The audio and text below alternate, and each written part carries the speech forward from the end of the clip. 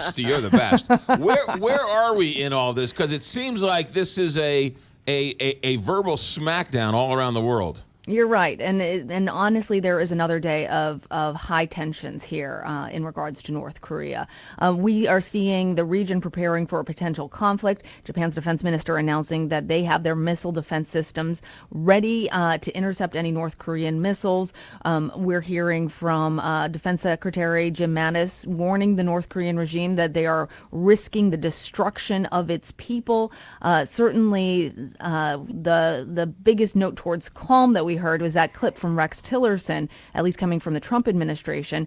We're also hearing from South Korea, though, that they have the door open for dialogue with their neighbors to the north. Do we have any idea, Lana Zach, if this is a coordinated strategy between President Trump and Rex Tillerson where they're playing good cop, bad cop, or is it sort of seat of their pants diplomacy? Well, McGraw, it's really interesting that you brought that up because we wanted to know immediately after hearing the president's fire and fury comments whether that was something that he had coordinated with his military and diplomatic advisors. And we learned that, in fact, that he was ad-libbing. He was speaking off the cuff on that. So if you hear language that sounds very different between Tillerson and the president, that is part of the reason why, Tillerson telling Americans that we can sleep well at night sounds very different from the same sort of language that we heard from Harry Truman in between the dropping of the first atomic weapon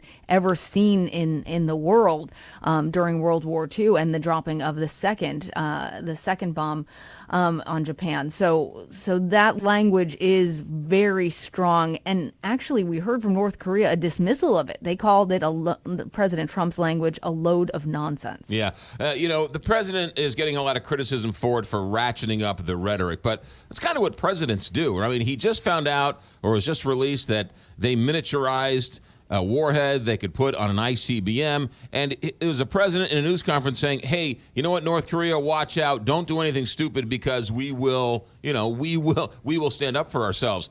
He might have used different language, but really that's a president's job to do something like that.